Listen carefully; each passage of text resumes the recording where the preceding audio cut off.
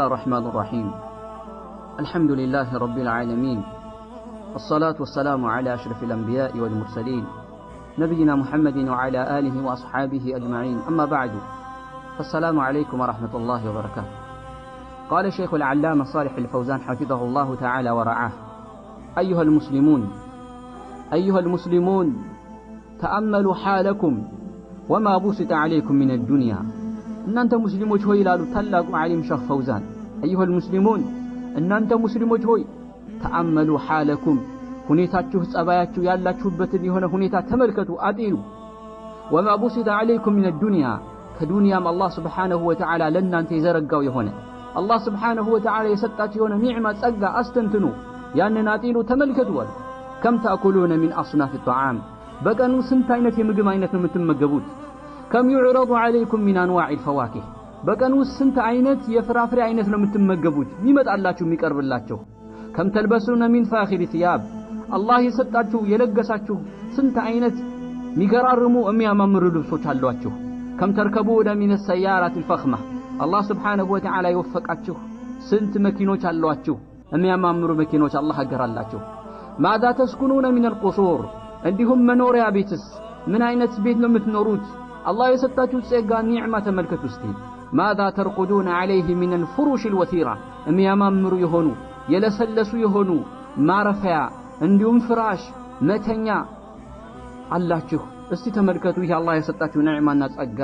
ماذا تجلسون عليه من المقاعد الناعمة የምትቀመጡበት የሚያማምሩ የሆኑ ሶፋዎች ወንበሮችና መቀመጫዎች ይህንንስ ተመልከቱ።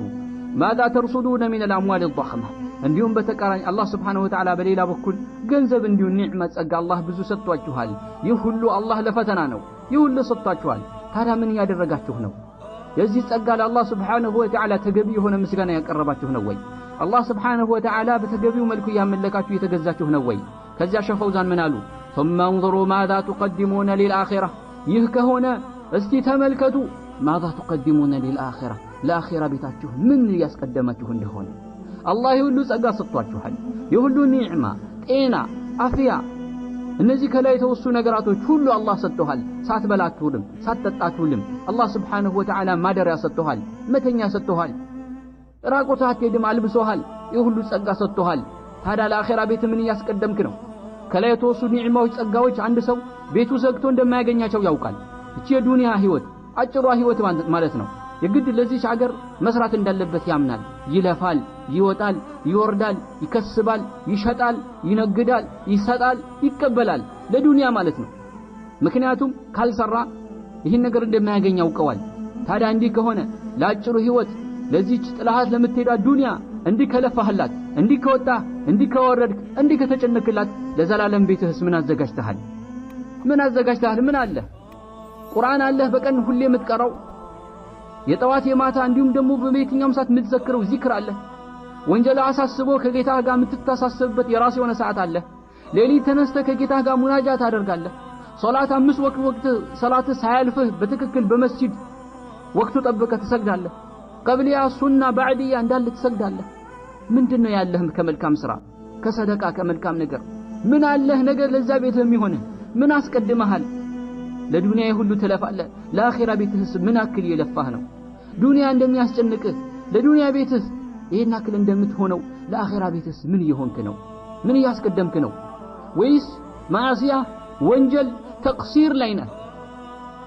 ثم انظروا ከዚያም ተመልከቱ ماذا تقدمون للآخرة ለአኺራችሁ ምን እያስቀደማችሁ እንደሆነ። ይህ ዱንያ ፈተና ነው። አላህ Subhanahu Wa Ta'ala እዚች ምድር ላይ ያመጣህ ለዘላለም ለዱንያ ህይወት አይደለም።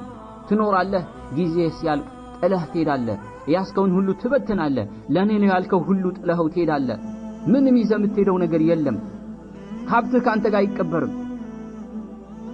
ብርህ ይዘኸው አትሄድም። ኪስ የሌለው 2 ሜትር ጨርቅ ነው ይዘህ የምትሄደው። ሌላ ይዘኸው የምትሄደው ነገር የለም። ታዲያ ለዛች ለእውነተኛው አገር ምን ያስቀደምክ ነው? እስቲ ተመልከት ሁኔታ። እስቲ አጢን ምን ላይ ነው ያለኸው? ቆም ብለህ ተመልከት። ዝም ብለህ ሲመሽ መሸ ሲነጋ ነጋ አትበል። ዝም ብለህ ያኔ ሰው አኗኗሪ አትሁን። እስቲ እንዴት ነው ህይወት? ሱና ምን አክል ያኔ በተግባር ላይ ያዋልክ ነው? የነብዩ ሰለላሁ ዐለይሂ ወሰለም ሱና ምን አክል የተገበርክ ነው? ከመልካም ስራ አመሉ ሷሊህ ምን አክል ያስቀደምክ ነው ለአኺራ? ወልተንዙር ነፍሱ ማ ቀደመት ሊገድ ብሏል አላህ ስብሓንሁ ወተዓላ። ለዛች ለነገዋ አገር ለአኼራ ለእውነተኛው አገር አንዲት ነፍስ የምታስቀድመውን እስቲ ምንድን ያስቀደምኩት እያለች ምን ታድርግ ትመርምር አለ አላህ ስብሓንሁ ወተዓላ። ዑመር ብን ኸጣብ ረዲየላሁ ዐንሁ ሓሲቡ አንፉሰኩም ቀብለ አን ቱሓሰቡ፣ ነፍሳችሁ መርምሩ ፈትሹ አላህ ፊት ቀርባችሁ ከመመርመራችሁ ከመፈተሻችሁ በፊት። ወዚኑሃ ቀብለ አን ቱዘኑ፣ መዝኗት ነፍሳችሁ ቅጧት እዩዋት ምን ላይ እንዳለች። አላህ ያስደሰተች ነው? አላህን እየተገዛች ነው? ወይስ በተቃራኒ አላህ ያስቆጣች ነው? አላህን ያመፀች ነው? ማዕሲያ ላይ ነው ያለችው? እስቲ ህይወት ፈተሻት መርምራት። አሁን በዚህ ባለህበት ሰዓት ላይ ሞት ቢመጣ ወደ አላህ ብትገናኝ ደስተኛ ነህ? አሁን ብትሞት ደስተኛ ነህ? የሚያስደስት ስራ ነው ያለ? ወይስ በዚህ ሁኔታ ላይ ብትሞት የሚያስቆጣ ከባድ ቅጣት የሚያስከትል ሁኔታ ላይ ነው ያለው? መርምር፣ ህይወትህን ፈትሽ፣ ራስህን አግኝ። ተቅሲር ላይ ካለህ ማጓደል ላይ ካለህ ተውበት አድርግ፣ እስትግፋር አድርግ፣ ወደ አላህ ተመለስ፣ ተጸጸት፣ ተመለስ። ኻቲማ በምን እንደሚቋጭ አታውቅም። ወንጀል ላይ አትዘውትር፣ አቁም፣ በቃ ይበቃሃል። ወደ አላህ ተመለስ፣ ወደ መልካም ወደ ኸይር ተመለስ። እስካሁን ያሳለፍከው ይበቃሃል። የእስካሁኑ ጊዜ መግደልህ ይበቃሃል። የእስካሁኑ መዘናጋትህ ይበቃሃል። የእስካሁኑ ወንጀልህ ይበቃሃል። የእስካሁኑ አላህ ማመጽህ ይበቃሃል። ከአሁን በኋላ እስቲ ህይወት አስተካክል፣ ወደ አላህ ተመለስ፣ አልቅስ፣ ያ ረብ በል። በቀንም በማታ አላህ እጁ ዘርግቶ ይቀበልሃል። የሸይጣን መጫወቻ አትሁን። ነፍስህን በጀሃነም እሳት አታሲዝ፣ አትቀልድ በህይወትህ። ثم انظروا ماذا تقدمون للآخرة። ከዛ ቀጥለው ሸፈው ዛል ምን አሉ? حالة كثيرة من اليوم። ነገር ግን የአብዛኞቻችን ያሁን ላይ ህይወታችን ግን ሲታይ إقبال على الدنيا وإدبار عن الآخرة። ከዱንያ እንሽቀዳደማለን፣ ወደ ዱንያ እንፈጥናለን፣ ለዱንያ እንቅልፍ እናጣለን፣ እንዲሁ ለዱንያ ጭንቁ ይገለናል። ነገር ግን وإدبار عن الآخرة ከአኺራ ግን ወደ ኋላ እንሸሻለን። አዛን ሲባል ወደ መስጂድ አንሄድም። አላህን ፍሩ ስንባል አላህን አንፈራም። ነፍስያችን ሞቷል። ብዙ ማዕሲያ ላይ ወድቀናል። ዱንያ ላይ ተጨማልቀናል። አኺራን ረስተናል። ወደ አላህ ስብሓንሁ ወተዓላ መመለስ ሞት እንዳለብን ዘንግተናል። በጣም ተሳንፈናል። ወደ ኋላ ሆነናል። የአብዛኞቻችን ሐል ይህ ነው ይላሉ። በዱንያ ላይ እንሽቀዳደማለን፣ ከአኺራ ስራ ግን ከመልካም ስራ ግን እንሸሻለን። ቁርአን ቅሩ፣ ዲን ተማሩ፣ ኑ ስንባል እንሸሻለን። መስጂድ የአላህ ቤት ጅብ የታሰረበት ይመስለናል፣ ይጨንቀናል። አላህ ቤት ውስጥ አንቀመጥም፣ አላህ ቤት ውስጥ አንዘክርም። 5 ወቅት ሶላቶቻችን ወደ አላህ ቤት አንመላለስም።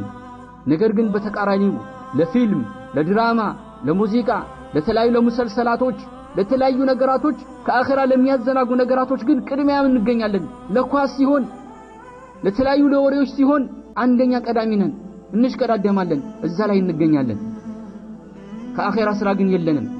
ብዙዎቻችን ፋቲሃ ምንድነው ብንባል አናውቅም። ሽሩጡ ሶላ ምንድነው ብንባል አናውቅም። ሶላት የሚያበራሹ ነገራቶች አናውቅም። ከእስልምና የሚያወጡ ነዋቂዱል እስላም ብንጠይቅ አናውቅም። ሸሃደተይን አርካኑ ላኢላሃ ኢላላህ አናውቅም። ስለ ላኢላሃ ኢላላህ በትክክል እንኳን ብንጠይቅ ትክክለኛ መልስ መመለስ አንችልም።